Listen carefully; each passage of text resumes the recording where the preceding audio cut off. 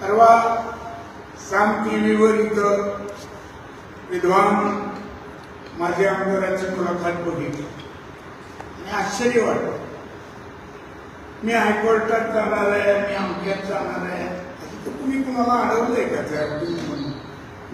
हायकोर्टाला काय हे आहे का तुम्ही येऊ नका, तुम्ही या? प्रत्येक वेळेस मी सहकार मंत्र्याकडे जा ना बाबा, तुम्हाला कोणी अडवलंय कुणाकडे जायला? आमच्याकडे सुद्धा भरपूर मटेरियल आम्ही पण गोळा करून बसलोय तुमचं. आम्ही मुख्यमंत्र्याकडे जाणार आहे, उपमुख्यमंत्र्याकडे जाणार आहे, आम्ही पण हायकोर्टात जाणार आहे, सगळीकडे जाणार. त्यामुळे तशी चिंता करायचं काही कारण नाही की तुम्हाला एकट्यालाच फक्त हायकोर्ट उघड आहे किंवा मुख्यमंत्र्याचं दार उघड आहे किंवा उपमुख्यमंत्र्याचं दार उघड आहे, सगळ्यांसाठी असतं.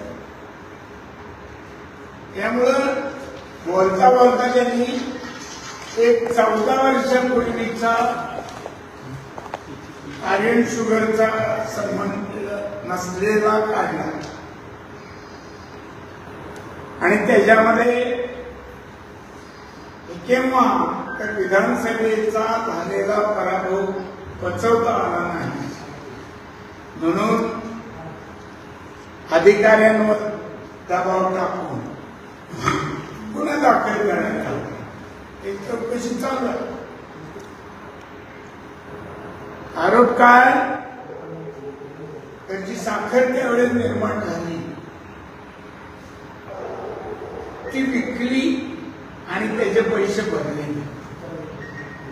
सगळ्याच्या तिथं बँकेत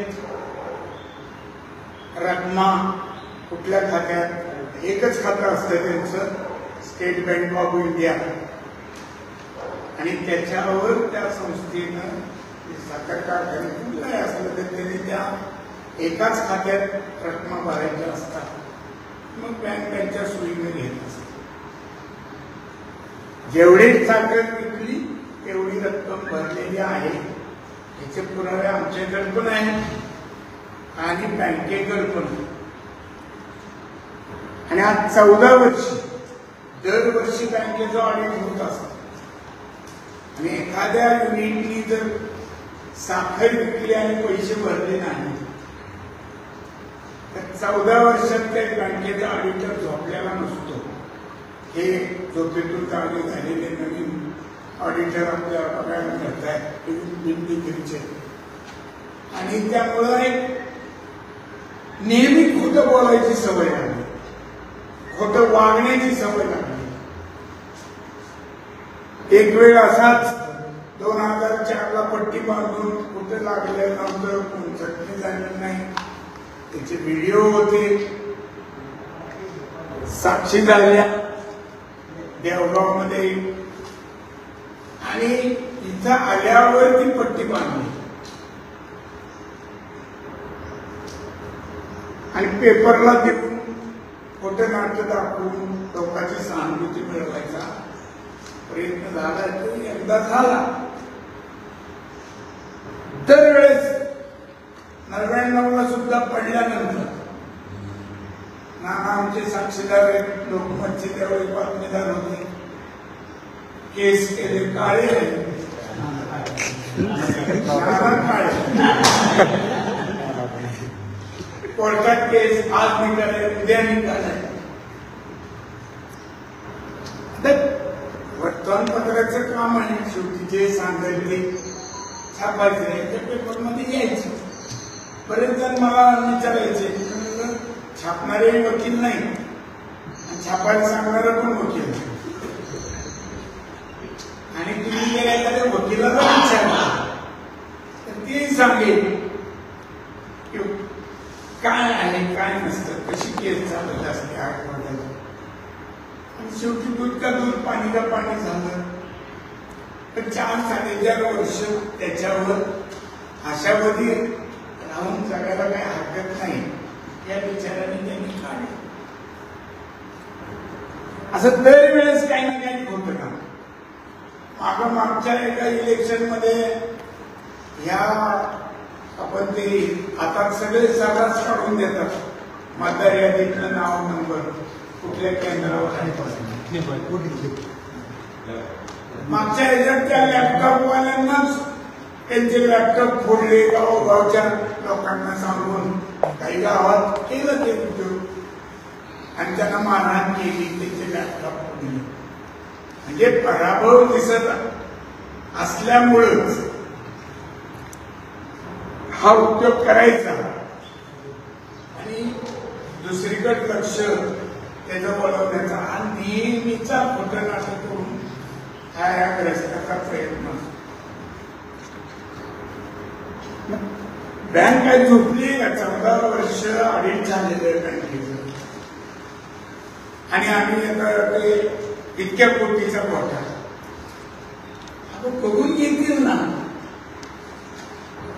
मी सहकार मंत्र्याकडे जा, तुम्ही अडवलंय. सहकार मंत्री मोकळं आहे तिथं, येईल त्याची तक्रार घ्यायला मोकळे. हायकोर्टात आम्हालाही हायकोर्ट आहे, आम्ही हायकोर्टात गेलेलो असतो आणि जाणार पण आहोत. आणि जे खोटं नाटक करणारे त्यांच्या विरुद्ध पण आम्ही हायकोर्टात जाणार आहोत. हेही या निमित्तानं आपल्याला तुमच्या माध्यमातून आपल्याला म्हणजे तुमच्या माध्यमातून ज्यांना तुम्हाला पाहिजे त्यांना सांगून शेवट एवढं मला सांगायचं आहे.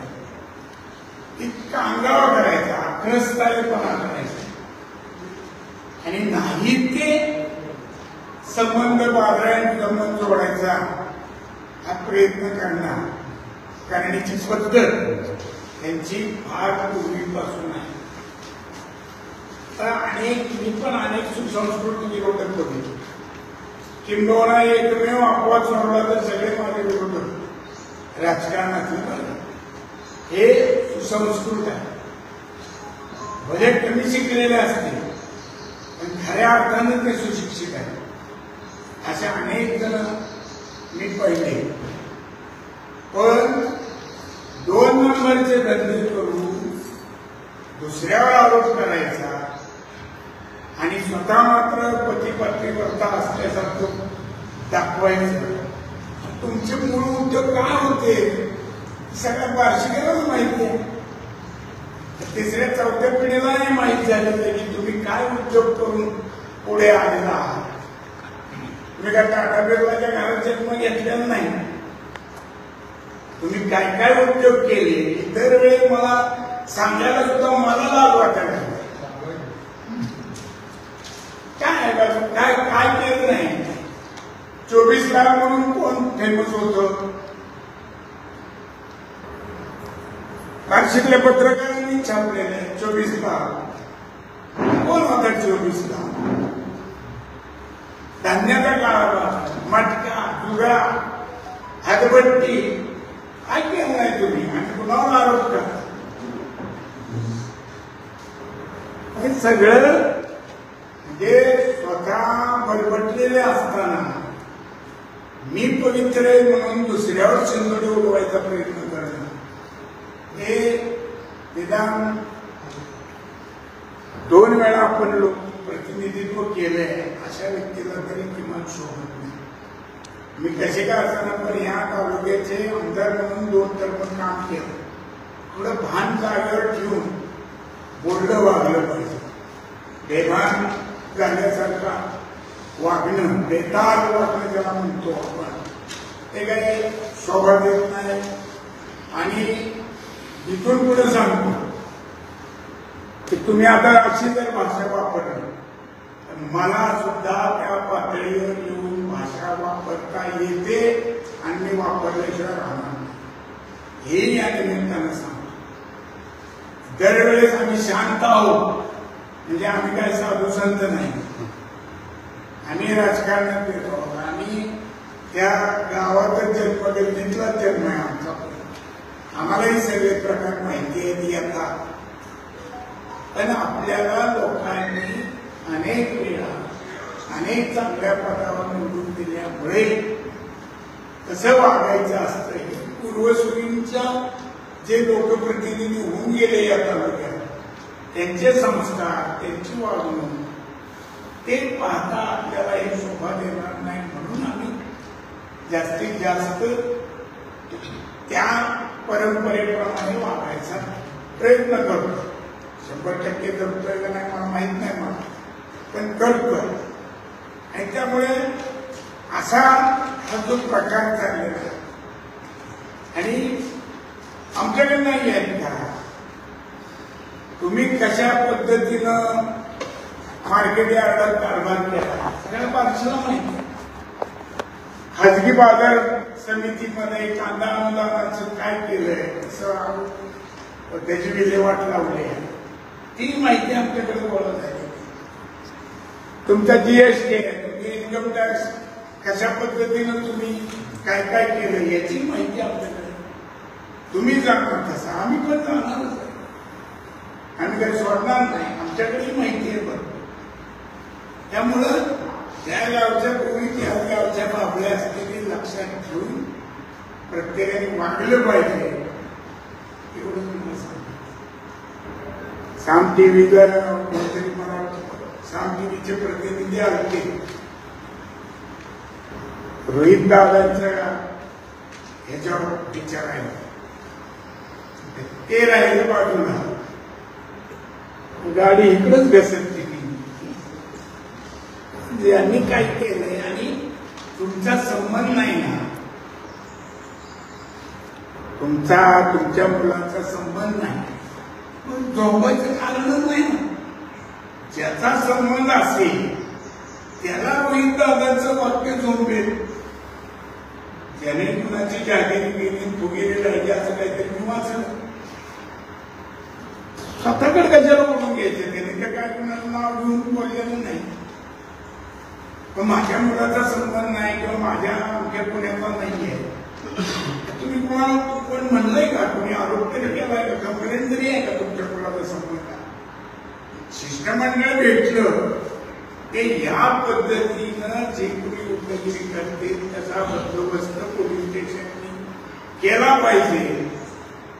ते पोलिसांना त्यांचं कर्तव्य बजावण्याची जाणीव देण्यासाठी शिष्टमंडळ त्या ठिकाणी भेटतो.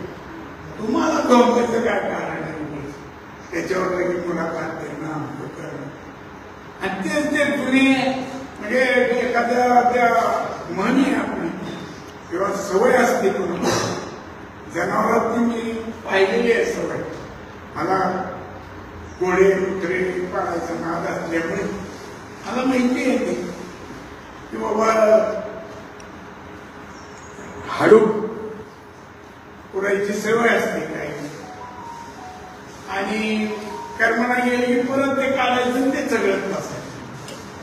आता ही राजकारणातली ती हडकत तुम्ही किती दिवस सगळणार, तीच विषय परत परत परत परत परत. आणि पण त्याच्यामुळं आम्हाला पण तसं करावं वाटायला लागलं की असं वाटायला लागलं की आपण सुद्धा याच्या नात्याने असं करतो. हे चुकीचं आहे. फक्त एवढेच इशारा देतो, आता जशा भाषेत तुम्ही बोलाल त्याच भाषेत त्याच पातळीला जाऊन उत्तर देण्याची घ्यायचं तर काय कोणी कुणाला कारण नसतं. आमचा जन्म इथला असतो एवढंच सांगायचं. ते सांगताना हा विषय आणि मी विधानसभेत काही आपला लोकप्रतिनिधी म्हणून काय बोलतो किंवा काय तिथं मंत्री महोदयांकडे वेगळा तो विषय मांडला की जात पडताळणीचं सर्टिफिकेट असल्याशिवाय मुलांना प्रवेश नाही करत. त्याही बाबतीत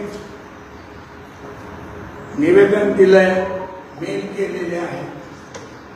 त्याच्यानंतर त्या समाज कल्याणच्या ठिकाणी सगळ्या अधिकाऱ्यांना जाऊन भेटलो की खूप मुलांच्या शिक्षणाच्या दृष्टीने हे गरजेचं आहे. त्यामुळे त्यांचंही तिथून आता कामाचा वेग फुलफ्लेज असल्यामुळे ते चांगल्या प्रकारे वाढलेला आहे आणि अनेकांची विद्यार्थ्यांची सोय होत. आपण आलात त्याबद्दल मनापासून आभार. जय हिंद, जय महाराष्ट्र.